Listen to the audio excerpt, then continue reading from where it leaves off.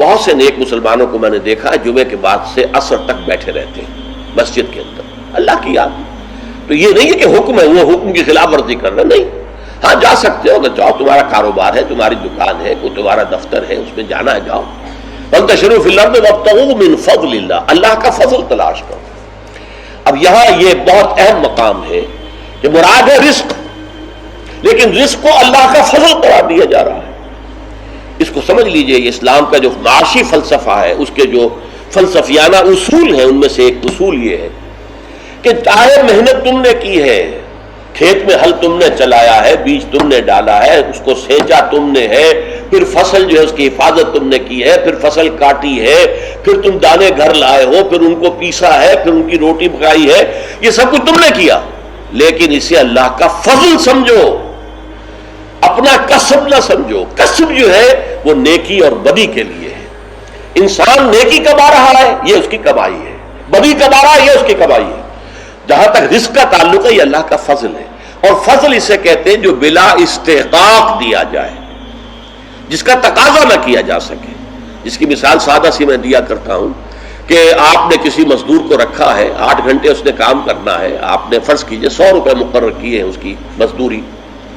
دن بھر آپ نے دیکھا کہ ایک مزدور بڑی محنت سے کام کرتا, دل لگا کے کام کیا اس نے, چاہے کوئی دیکھ رہا ہو چاہے نہ دیکھ رہا ہو. ایک تو ہوتے ہیں وہ کوئی دیکھ رہا ہے تو کام میں لگ گئے, کوئی نہیں دیکھ رہا ہے تو بیٹھ گئے. نہیں, اس نے بڑی جی لگا کے کام کیا ہے. تو شام کو آپ اسے 100 روپے بھی دیتے ہیں, 10 روپے اور دیتے ہیں. یہ 10 روپے فضل ہے, یہ وہ ڈیمانڈ نہیں کر سکتا. ڈیمانڈ تو 100 کر سکتا تھا, 100 طے ہوئے تھے, لیکن آپ نے اپنی طرف سے بغیر اس کے کسی قانونی استحقاق کے 10 روپے اسے دے دیے, یہ فضل ہے. اسی طریقے سے رزق جو بھی انسان کو ملتا ہے وہ فضل ہے اللہ کا, اسے اپنا کسب نہ سمجھو.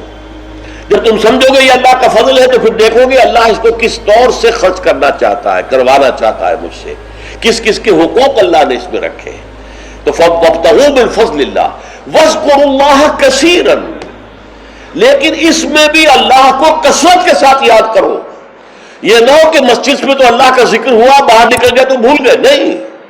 بلکہ یہ کہ جو کام کر رہے ہو اس میں کام میں تمہارے ہاتھ مصروف ہو اور دل تمہارا جو ہے وہ اللہ کے ساتھ لگا ہوا ہو. جسے آپ کہتے ہیں پنجابی میں ہتھ کارول دل یارول. یہ ہے ذکر کثیر. اور ذکر کثیر کا سب سے بڑا ذریعہ کیا ہے کہ جو مصنون دعائیں ہیں حضور صلی اللہ علیہ وسلم سے, رات کو سونے لگے ہیں تو دعا ہے, صبح اٹھے ہیں تو دعا ہے, بیت الخلاء میں داخل ہو رہے ہیں تو دعا ہے, باہر نکلے ہیں تو دعا ہے.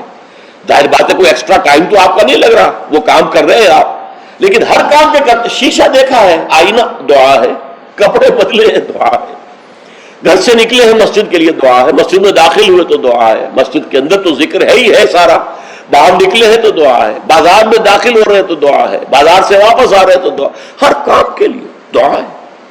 یہ دعا جو ہے یہ ذکر کثیر کا سب سے بڑا طریقہ ہے, ذریعہ ہے.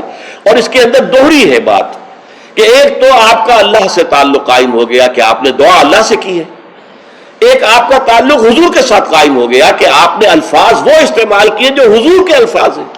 تو گویا کہ 2 نسبتیں تازہ ہو گئیں جب بھی آپ نے ایک مسنون دعا پڑھی ہے. تو دعا ادعیہ مسنونہ جو ہے در حقیقت وہ دوام ذکر کا سب سے بڑا ذریعہ ہے. اس کے لیے علیحدہ سے وقت نکال کر کوئی آسن بنا کر اور کوئی ضربے لگا کر اس کی ضرورت نہیں, بلکہ ہر کام کرتے ہوئے. تو زندگی کے ہر کام کے ساتھ دعا ہے, اور وہ دعا ہے مسنون جو حضور سے ثابت ہے.